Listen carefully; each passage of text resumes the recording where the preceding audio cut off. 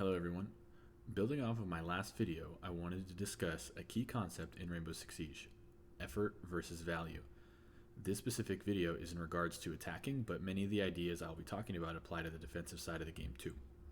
I will get into the defensive side of things eventually. I just think attacking is more fun and requires more forethought, planning, and thinking on your feet, so I'm going to talk about that first. In my previous video, I talked about stages of attacks and briefly mentioned the idea of effort versus value. I wanted to discuss more in depth the idea here and show some examples of both effort and value. Understanding how effort and value affect the outcome of your siege rounds will make you a better player as a whole, regardless of what role you play, what operator you pick, and what team you're playing on. Many players naturally understand the basic idea of effort and value: do more equals win more. This is sort of true, but only to a point. If you try to graph something like this with the x-axis being effort and the y-axis being value, you may think it would be a linear graph, but in reality the graph should look more like this, with there being an increase at the start and it gradually leveling out over time. As you play and put in effort, either droning, clearing rooms, or using utility, you get value. At first, it's a lot, because you basically go from nothing to something. Then, as the round progresses, you're building off of what you've already done. You're opening the main wall because you cleared the room above and shot the bandit batteries off of the wall.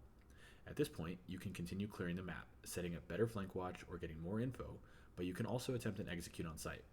The effort in doing those extra things doesn't really do anything new for you, it just kind of makes the place safer for you.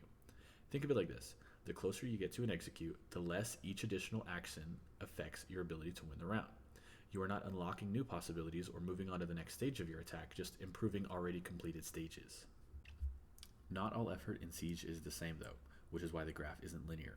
Effort is not always time spent on something like droning, but also how risky it is and how much coordination it takes to complete, like pinching a player from multiple directions. Value is not always just winning the round. It builds upon itself in stages. For example, gathering information, then taking map control, then executing on site. Each of those things are valuable, but not each of them will win the round automatically. I know that was a lot, so here's an in-game example that will hopefully help you understand better.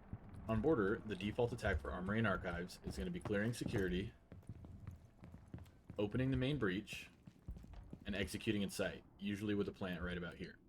This is the ideal way you would want to attack Armory and Archives on border, in that order: security, open the wall, execute on site. Now, in relation to effort and value, you put in effort to take security, and that gives you big value at the start of the round. You go from having almost no map control to security control. The next piece of effort is opening the main breach, however you have to do that.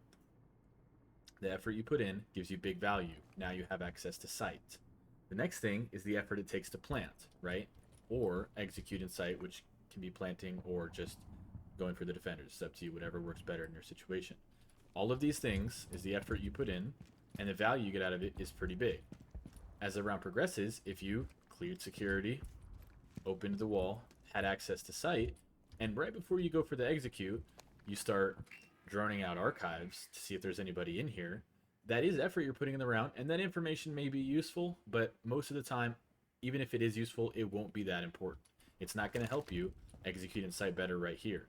It's effort that isn't going to give you more opportunities or give you more possibilities.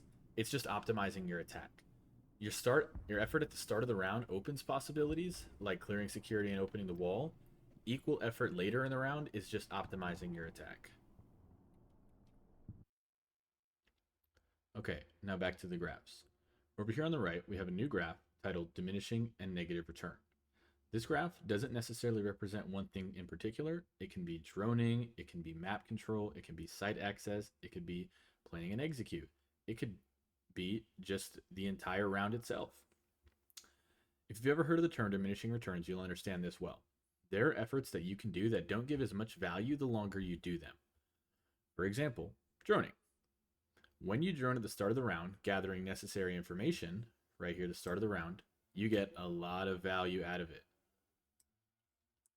As the round progresses, the amount of information you are receiving is either redundant or not as important. Think about it like this: if you're droning site for the first time, you're going to get a lot of value. You're going to see the site setup, you're going to see where the defenders are, and you're going to know a lot of things.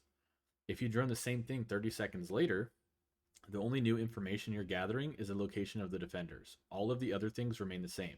You're still getting value, just not as much. That's when it starts to flatten out up here. Now, you can stray too far into this idea and it can actually hurt you, and that is negative returns. Doing too much of anything will negatively affect your ability to win the round.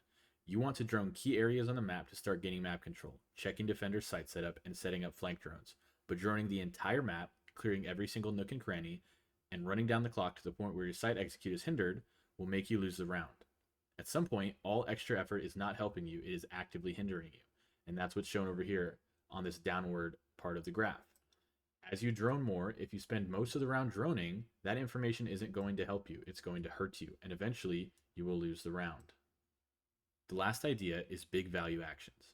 Big value actions are single actions that give you lots of value in the round. Opening the main wall into sight is a single action, but it gives you a lot of value and helps your ability to win the round. These things can also plateau too. For example, picking a hard breach operator gives you big value, but picking 3 hard breach operators does not give the same amount of value per operator. So, with all of that explained, how can you use this information to help you? You want to be putting in the most optimal amount of effort to get the most optimal amount of value.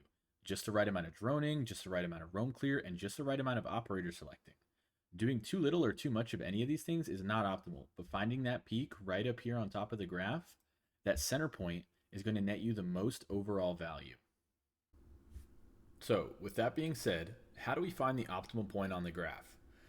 Well, unfortunately, I can't give you a formula that will work every time, but what I can tell you is you need to try to figure out what your efforts are actually giving you. If you find yourself losing a lot on a specific attack, take a step back and think about what you're doing. Are you getting value, or are you just doing things for the sake of doing things? Remember, it's not about putting in more effort, it's about putting your effort in the right places. Thank you for your time.